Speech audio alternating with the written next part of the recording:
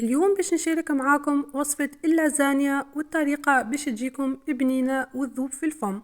دونك اذا تحبوا تعرفوا الوصفة تابعوا معايا المقادير.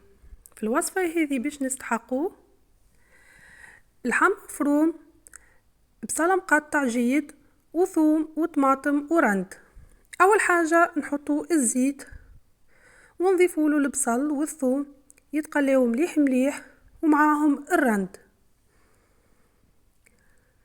خليهم يتقليو بالكدا. من بعد نضيفوا لهم اللحم مفروم.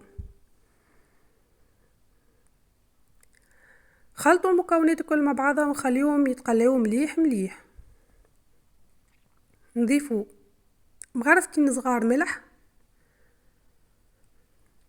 مغرفة صغيرة تابل وكروية،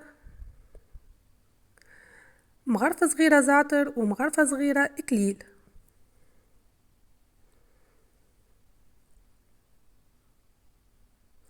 من بعد نخلطوهم ونضيفوا لهم الطماطم تكون فريشكا بالطبيعة،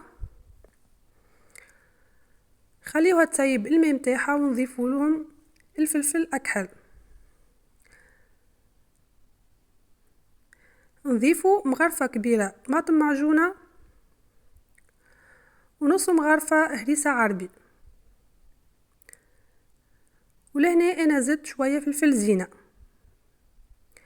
نضيفوا الماء خليوهم يطيبوا على رواحهم، ولهنا باش نعملوا صوص بيشاميل. نحطوا مغرفتين زبدة كبار يذوبوا على رواحهم، ونزيدوا مغرفتين فارينة كبار، ومن بعد نضيفوا الحليب بشوية بشوية، تقريبا نص لتر حليب.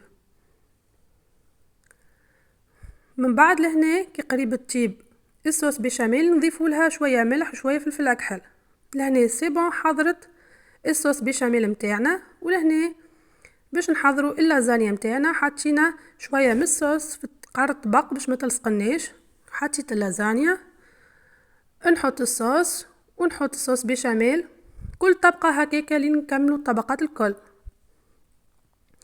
لهنا اخر طبقه صوص بيشاميل بالطبيعه، وحطيت لها موزاريلا عربي من فوق ونغطيها بالبابي الومنيوم ونحطوه في الفوق.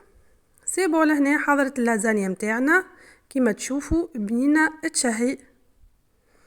نقصوها وهي مازالت سخونه وناكلوا صحه وبالشفاء.